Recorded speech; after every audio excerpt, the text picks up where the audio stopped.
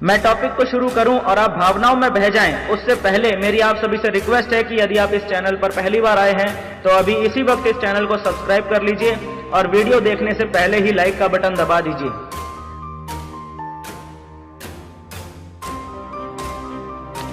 बहुत ही कमाल का कंट्री है इंडिया।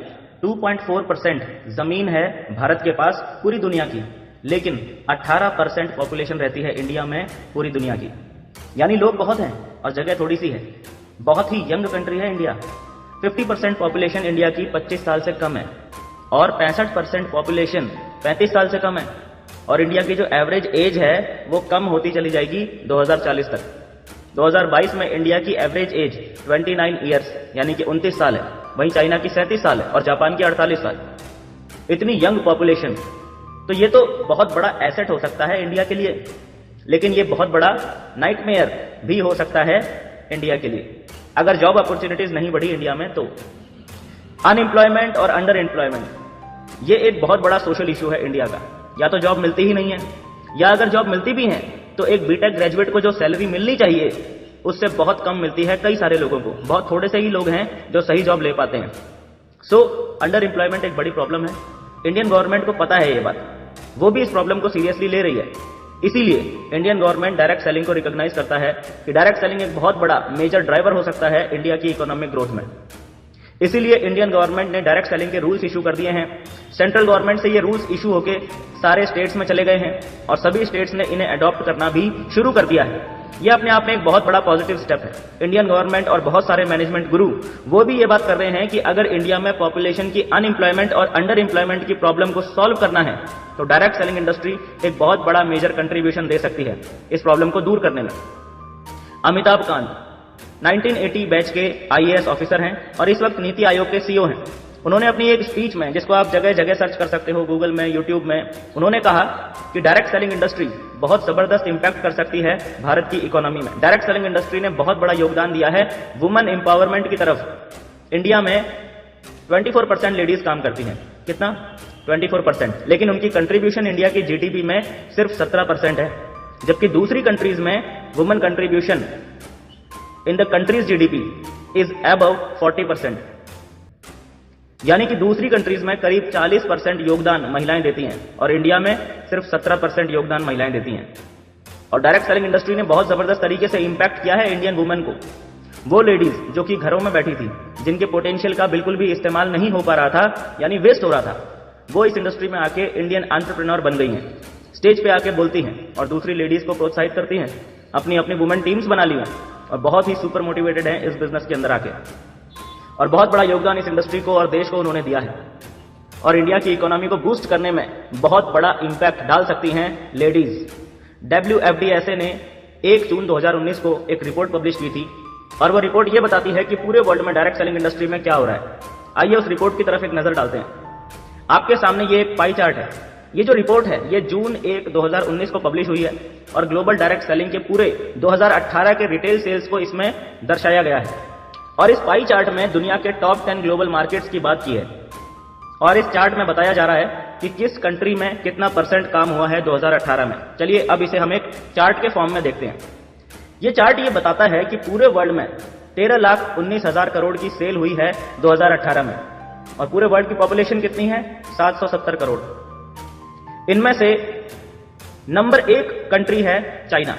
चाइना में 138 करोड़ पॉपुलेशन है और 2,44,000 करोड़ की सेल्स हुई 2018 में। अमेरिका में सिर्फ 32 करोड़ पॉपुलेशन है और सेल्स हुई है 2,42,000 करोड़।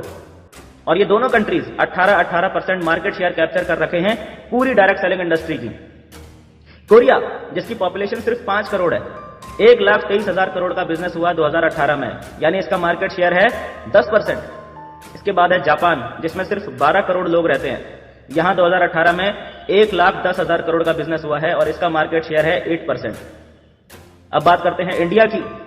इंडिया, जिसकी पॉपुलेशन 133 करोड़ है, यहां 2018 में सिर्फ 12,000 करोड़ का बिजनेस हुआ है, जो कि 1% से भी कम है। अगर इस चार्ट को ध्यान से देखा जाए तो आपको खुद ही समझ आ जाएगा कि इंडिया में तो ये बिजनेस अभी जस्ट शुरू हो रहा है। It's just started in India. 133 crore लोग और सिर्फ 12,000 करोड़ का वॉल्यूम, ये सेट कर देता है एक स्टेज। यानी इंडिया में डेवलपमेंट का, ग्रोथ का एक बहुत बड़ा मंच अभी जस्ट सेट हुआ है। यानी अब बहुत बड़ा एक्सप्लोजन होने वाला है।